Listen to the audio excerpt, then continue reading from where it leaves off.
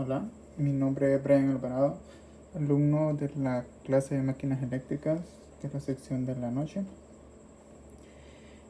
A continuación vamos a realizar un ejercicio de motores síncronos, específicamente uno donde se mira el efecto que estos tienen ante el cambio de carga. Y el enunciado dice así: un motor síncrono de 250 a 50 voltios, 70 HP conectado en Y a 60 Hz con una reactancia síncrona de 4 ohmios y una resistencia del inducido despreciable se excita para producir un factor de potencia de 0.9 en adelanto. Sus pérdidas por fricción son de 1.2 kilowatts y sus pérdidas en el núcleo nos dice que son de 0.8 kilowatts. En el inciso A nos dice: si inicialmente el eje suministra 19 HP y el factor de potencia es 0.85 en adelanto, encuentre la corriente en el inducido, el voltaje interno y el par de torque, y nos pide que grafiquemos nuestro diagrama fasorial. Okay. Lo primero que tenemos que hacer será sacar nuestros datos, que serán, estos datos que nos están dando serán nuestros datos nominales de la máquina. Entonces tenemos una potencia de salida trifásica de 19 HP, un factor de potencia de 0.85 en adelanto, un voltaje de línea a línea de 250 voltios. Tenemos que la frecuencia eléctrica será de 60 Hz, una reactancia síncrona de 4 ohmios, y nos dice que despreciemos la resistencia del inducido, entonces por eso será 0. También nos da las pérdidas mecánicas, que son de 1.2 kilowatts, y las pérdidas del núcleo, que son 0.8 kilowatts. También nos especifica que la conexión será en Y. Entonces lo que nos están dando es el voltaje de línea a línea, y lo que necesitamos según nuestro circuito equivalente será nuestro voltaje de fase. Entonces vamos a pasar nuestro voltaje de línea que nos están dando, los 250 voltios, a un voltaje de fase. Lo pasamos con esta fórmula. Entonces tenemos nuestro voltaje de fase y lo expresamos como un fasor. Ya sabemos que nuestro voltaje de fase siempre va a ir a 0 grados. Luego, entonces tenemos una potencia de 19 HP. Entonces, para resolver el ejercicio tendríamos que convertir esta potencia de HP, pasarlas a kilowatts. Entonces, haciendo la conversión, las expresamos en kilowatts y nos da 14.174 kilowatts. Entonces definimos las incógnitas que tenemos en nuestro inciso A, las cuales serán el voltaje interno, la corriente del inducido y el ángulo de par que nos piden también. Entonces, para encontrar nuestra primera incógnita, que sería nuestro voltaje interno, vamos a usar nuestro circuito equivalente de una máquina síncrona, que sería esta. Como en nuestro caso la máquina es un motor, entonces nuestro sentido de la corriente sería hacia la izquierda. Entonces tenemos que tomar en cuenta que esta corriente es un fasor, igual el voltaje interno, y también el voltaje de fase sería un fasor. Ok, para determinar el voltaje interno usaremos las leyes de Kirchhoff, tirando una mallita aquí, y obtenemos esta ecuación. Despejamos hacia el voltaje interno y nos queda esta ecuación. Ok. Analicemos la ecuación para encontrar nuestro voltaje interno. Podemos observar que tenemos nuestro voltaje de fase, tenemos nuestra reactancia síncrona, pero no tenemos nuestra corriente de inducido. Entonces, para encontrar este voltaje interno que necesitamos, primero tendríamos que encontrar nuestra corriente de inducido.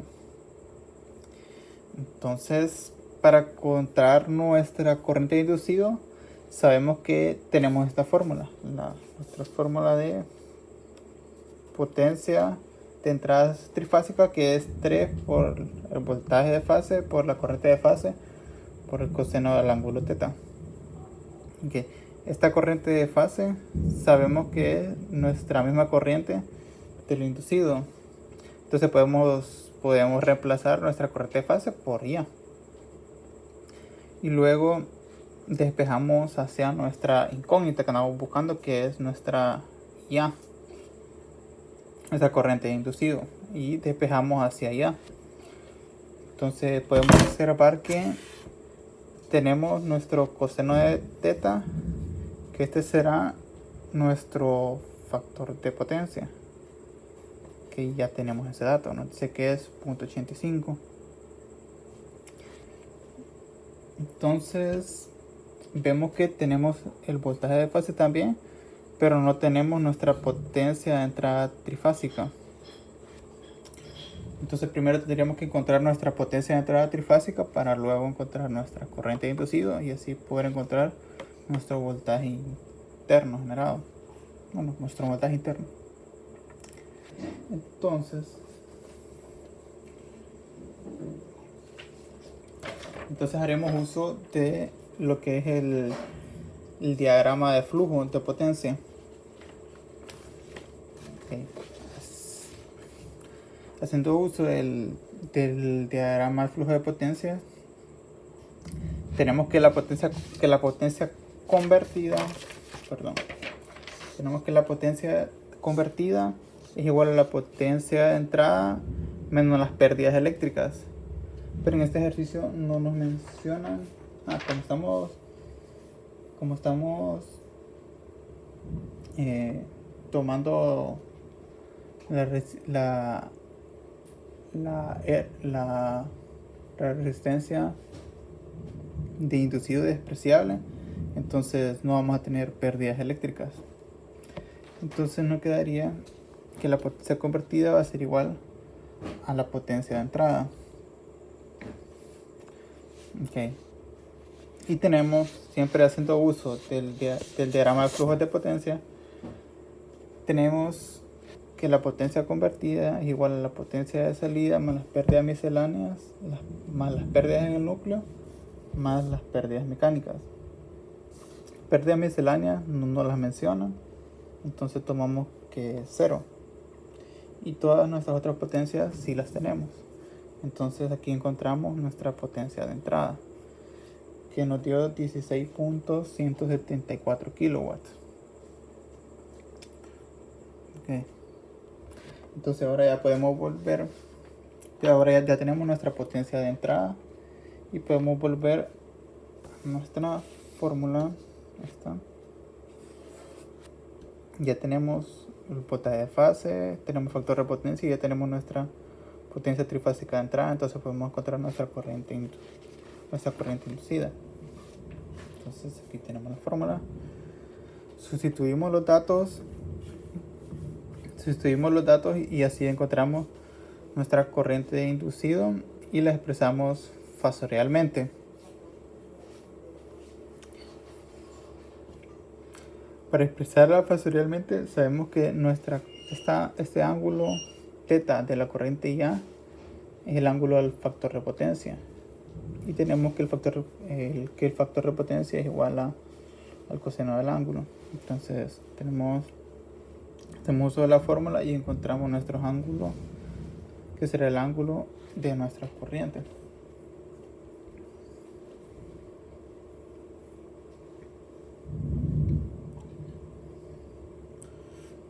Entonces ahora ya tenemos nuestra corriente de inducido que nos dio 43.194 con un ángulo de 31.79 grados. Entonces ya teniendo nuestra corriente de inducido, volvemos a nuestra fórmula anterior y ya tenemos todos los datos. Ya tenemos la corriente de inducido, que es lo que no teníamos. Entonces volvemos a la formulita que tenemos acá y reemplazamos nuestros valores y nos da que tendremos un voltaje inducido de 280.10 voltios con un ángulo de menos 32.23 grados. Este ángulo del voltaje inducido será nuestro ángulo del par. Entonces ya tendríamos todas nuestras incógnitas, que era la corriente inducida, el voltaje inducido y nuestro ángulo de carga. Entonces ahora lo que tenemos es, piden que grafiquemos fasorialmente estos datos.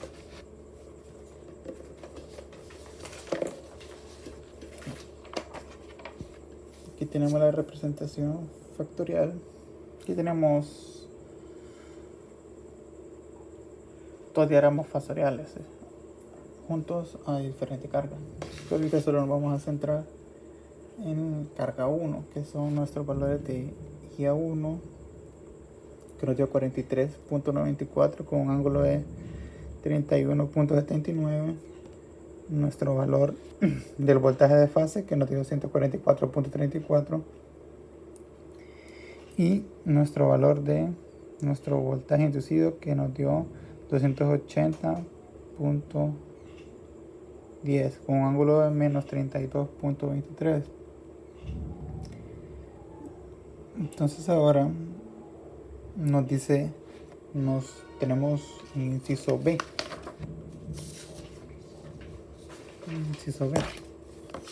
el cual nos dice,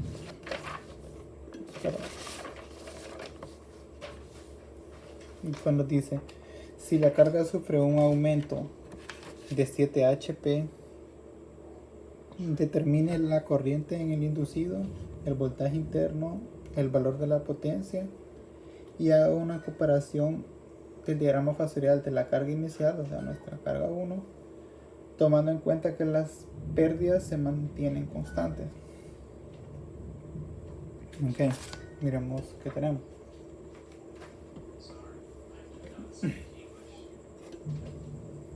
Aquí tenemos que tener en cuenta que cuando se produce un cambio de carga en un motor síncrono, la magnitud del voltaje interno permanece constante, al igual que el voltaje de fase y también la reactancia síncrona.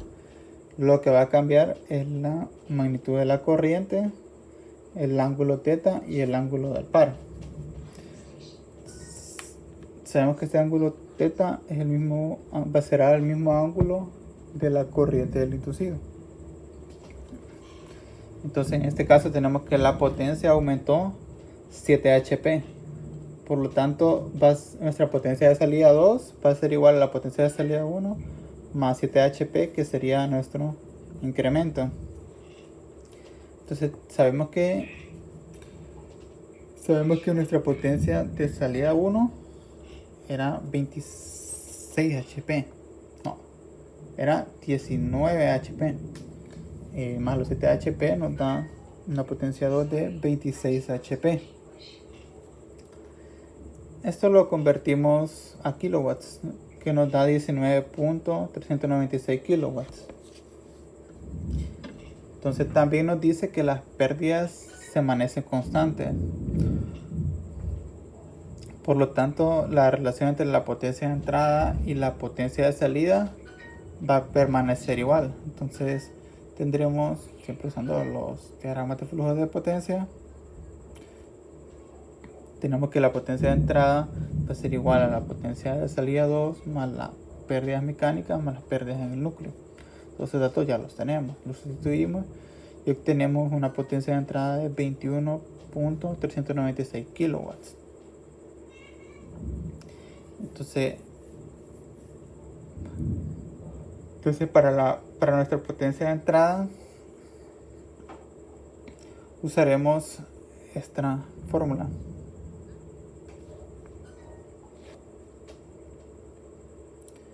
Usaremos esta fórmula para encontrar, bueno, esas fórmulas ya las tenemos.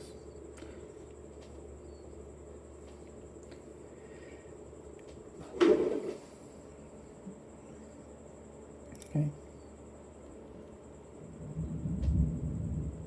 Estoy viendo un poquito. Entonces decimos, no podemos utilizar la misma fórmula que habíamos utilizado en el inciso A de la potencia de entrada, porque digamos tenemos potencia de entrada igual a 3 veces la voltaje de fase por la corriente de fase por coseno de teta, pero tendríamos más incógnitas. Entonces tendríamos dos incógnitas. Entonces si despejamos para la corriente del inducido, igual tendríamos la incógnita del ángulo de teta, entonces no podríamos encontrarla. Entonces por eso vamos a usar otra fórmula, que tenemos que la potencia convertida, que la misma potencia de entrada es igual al par inducido. Bueno, vamos a pasar esa fórmula mejor. Despejando de una sola, vamos a tener, esta fórmula ya está dada en el libro. Tenemos que el torque inducido será igual a 3 veces el voltaje de fase por el voltaje interno por el seno del ángulo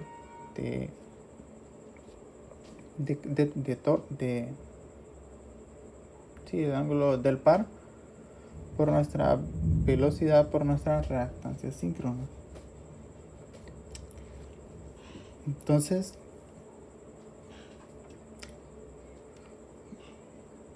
hacemos, mantenemos como si usamos esta formulita y sustituimos, nos queda que nuestra potencia de entrada va a ser igual a 3 veces el voltaje de fase por la voltaje interno por el seno del ángulo del par entre nuestra reactancia síncrona. Si despejamos hacia nuestro ángulo de par, tenemos que va a ser igual al seno inverso de todos estos datos, y así obtenemos nuestro ángulo de par. Y aquí lo obtenemos. Tenemos nuestro ángulo de par. Entonces sabemos que nuestro voltaje interno no va a cambiar, porque aquí lo habíamos dicho, nuestro voltaje interno no cambia. Lo único que va a cambiar es su ángulo, y sabemos que ese ángulo será el mismo del ángulo del par de carga. Entonces por eso tenemos que nuestro voltaje inducido 2 va a ser igual a 280.10 con un ángulo de menos 44.88. Ok, entonces ya tenemos nuestro ángulo del par y nuestro voltaje interno. Ahora dibujamos nuestro circuito equivalente, que nos lo tendríamos así. Para eso tiramos una mallita, igual que en el ejercicio anterior, y nos queda la siguiente ecuación. Entonces ahora vamos a despejar para nuestra incógnita que todavía tenemos, que es nuestro corriente inducido. Despejamos y nos queda esta formulita. Si sustituimos aquí todos los datos, nos va a dar una corriente inducida de 51.23 con un ángulo de 15.32 grados.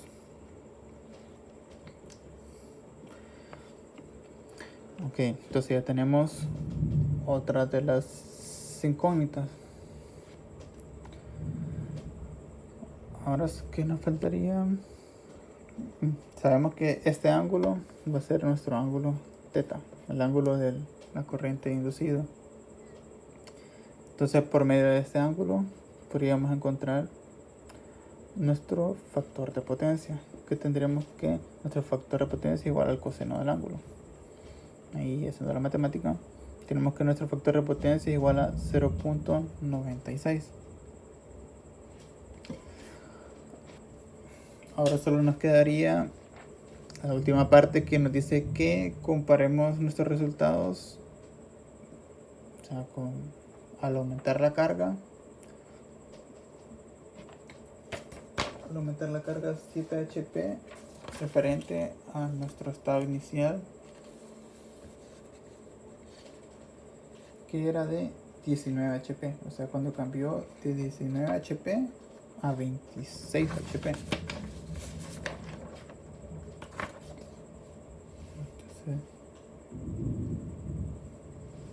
Entonces en nuestro diagrama factorial tenemos dibujado nuestras dos cargas. Entonces tenemos que la magnitud del voltaje interno permaneció constante. Entonces, por lo tanto, trazamos una circunferencia para poder graficar el diagrama factorial de la segunda carga. Si analizamos, podemos apreciar que a pesar de que la magnitud del voltaje interno permaneció constante, siempre nuestro ángulo aumentó de 32.23 grados a menos 44.88 grados. Entonces el ángulo del par aumenta. También podemos ver que la corriente del inducido aumentó su magnitud de 43.94 a 51.23, pero su ángulo disminuyó de 31.79 a 15.32 grados. Y también la caída de tensión en la reactancia síncrona también aumentó. Entonces tenemos que esta es la comparación usando el diagrama factorial de nuestra carga 1 referente a nuestra carga 2. Y esto sería todo lo que nos pedía el ejercicio y referente a cómo se comporta un motor síncrona cuando se somete a un cambio de carga. Gracias.